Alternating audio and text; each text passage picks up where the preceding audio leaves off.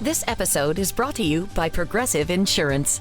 You chose to hit play on this podcast today. Smart choice. Progressive loves to help people make smart choices. That's why they offer a tool called Auto Quote Explorer that allows you to compare your Progressive car insurance quote with rates from other companies. So you save time on the research and can enjoy savings when you choose the best rate for you. Give it a try after this episode at progressive.com. Progressive Casualty Insurance Company and Affiliates. Not available in all states or situations. Prices vary based on how you buy. Your sausage McMuffin with egg didn't change. Your receipt did. The sausage McMuffin with egg extra value meal includes a hash brown and a small coffee for just $5. Only at McDonald's for a limited time. Prices and participation may vary. At Capella University, learning the right skills could make a difference. That's why our business programs teach you relevant skills you can take from the course room to the workplace. A different future is closer than you think with Capella University. Learn more at capella.edu. Hey, y'all, and welcome to another episode of the Millennial Management Podcast. I'm your host, Brandy, the Millennial Manager, and today is Monday. Our motivation episode is up and available. If you are inside of Patreon, you are listening to this episode early. Now, last week, y'all, it was the first week of school. So, baby, we was trying to reconfigure, get our shit together, okay? But we are back in the swing of things. And let's get started. Now, last night, I had a wonderful series about workplace trauma. This weekend, we talked a lot about PIPs. We ended the conversation with PIPs. We talked about FMLA. We just had a really good-ass conversation.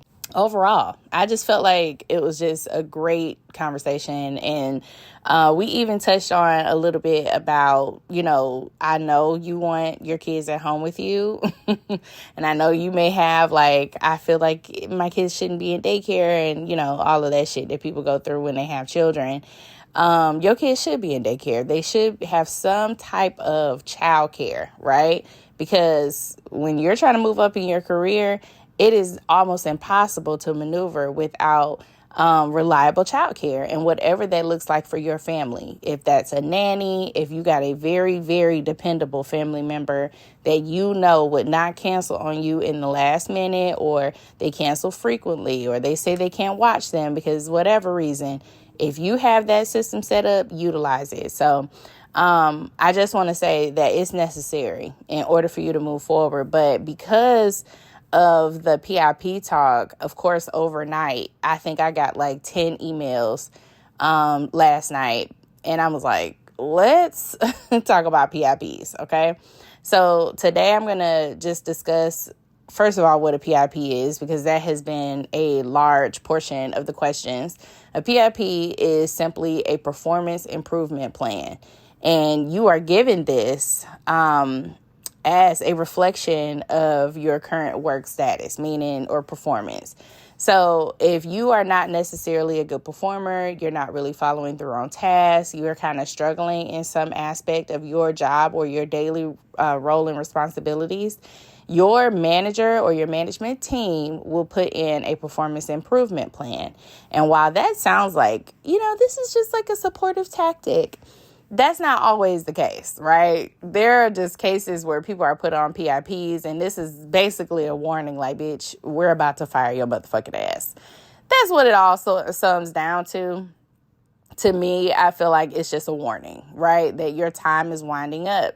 Now, in some workplace scenarios, environments, they may call it executive coaching. They may call it an interference plan. I've seen someone say that they call it last chance or a last chance agreement. It doesn't matter. They're all performance improvement plans, and they're basically telling you girl, we finna get you the fuck up out of here. Okay. That is a warning without them actually saying it's a warning. This is the warning before your last day. They typically run about 60 to 90 days. So you have that time frame to be on your shit, number one, inside of the job so that you can at least survive that time frame. But also, you need to be job hunting. like crazy. And sometimes you may get into a snag where you have to accept a job that is not as desirable financially, but something that I can keep my fucking bills going. Like, I can make sure my rent is paid. I can make sure my home is taken care of, whatever it is. Like, you just need to take a job until you get the job. And so that's where that is. So some people, they do survive PIPs. And it's not because they're just so great. It's because the company designed it for them to survive it. I mean, it's a lot of high achievement. So please know that the scale that you're going to be on is weighted, bitch. Like, you are going to basically have to outperform every single person in your department. I mean, the weight of a PIP is so heavy. And while some people can survive it, there are others who just don't. And sadly, there are people who let that time go by without finding or securing other means of employment. And it's so fucking sad. Like, I got to the end of my PIP. I thought I was doing great. What type of work environment were you in, girl? Like, were these people supportive? Y'all were having good one-on-ones? Like, what was happening before when your performance plummeted, or even before it plummeted? Like, what were some of the working cues that you were under? And I think a lot of people just misread PIPs because they feel like I have a chance, when in reality, if your manager wants you out, you're out. This is just a formality. And I want y'all to start looking at it as that. It's a formality. It's simple paperwork that they're putting together to protect them. Because when they term you and the state says this person has applied for an employment, how is their work performance? And they're going to go back to that fucking PIP. And they're going to be like, she never met any of the goals. She was constantly tardy. She was constantly absent from work, or he was constantly absent from work. And so it's literally just a formality to protect them from paying unemployment. And in some situations, they don't necessarily have enough information or enough of a record to support that, but I would not take that gamble. I would try to find something else, another situation that offers either gainful employment, flexibility, whatever it is that's the most important to you. But I would not just sit and wait for this shit to happen to me. Okay, you see the writings on the wall, bitch. And we did a podcast about that a couple months ago, I feel like, where we're talking about knowing that the writing is on the wall. Like, your boss starts paying a lot of attention to you, and all of a sudden they start singling you out, and then you get this PIP on your desk. Like, it's a series of events that happens, especially in this culture now where a lot of layoffs are happening left and right. And to avoid laying off people, because it's expensive to do that, they want to term people. I mean, and if you're giving them reasons, they're going to. So keep that in mind. Now, let's go to some of these emails. So the first email I have says, "Good afternoon. I work in learning and development. I was hired to teach soft skills to new employees and clients. I have recently been in a situation where I got a new manager 6 weeks ago who obviously was listening to my previous manager about her thoughts of me. Mind you, the past manager gave me a great review in March of 2000. At Capella University, learning the right skills could make a difference. That's why our business programs teach you relevant skills you can take from the course room to the workplace. A different future is closer than you think with Capella University. Learn more at capella.edu. 25. Fast forward to the new manager coming in June 23rd, and the scope of my department changed 360 degrees to more of a technical focus. The new manager asked in a one-on-one how I was feeling about the position. Now, I realized that it was a setup. I asked if the role will continue to be more tech-focused, and shared that if it was, that this may not be an optimal fit for me because I don't possess the full skill set to teach tech and want to ensure our people have the best to train them. Now, why the fuck would you say that? Why would you say, hey, girl, if this position is going to keep going in this way, I actually would like to let you know or warn you that this is not a fit for me. Why would you say that?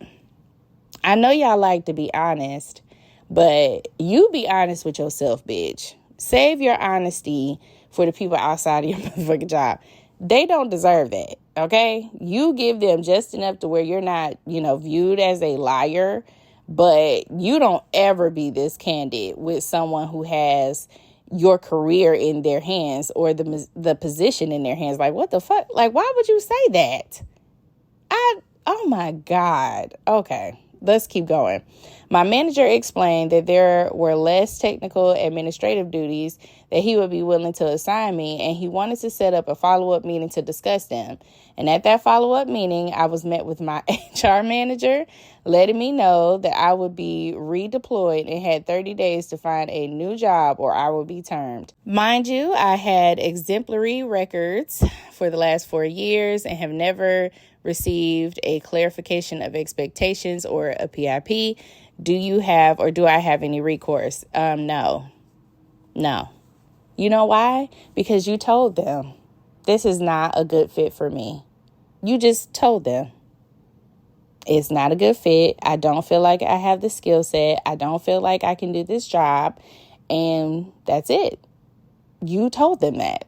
So find your new job. You have 30 days from whenever they told you. And it may not be the ideal situation as far as the job is concerned, but you set this up, my girl. Don't ever be that candid where you discuss your shortcomings so much so in a space like that. Like, this is a new manager who has no idea of who you are, number one. But they're getting from you is that I don't know how to do my job.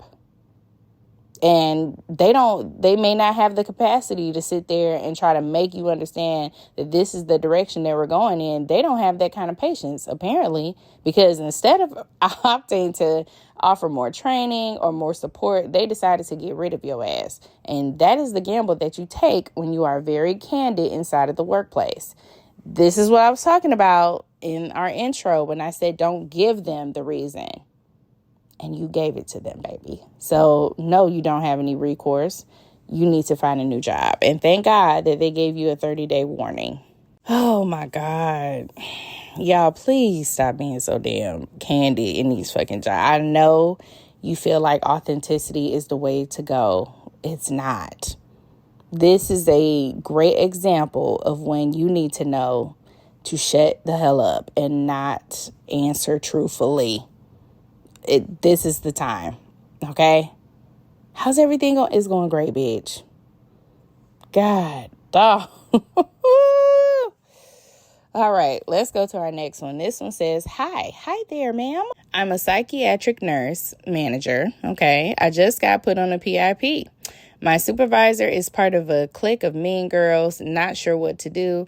I have emails from her saying good job. She does imitations of her staff in her office. Just a really horrible person. Now I have weekly meetings about goals that I have to meet.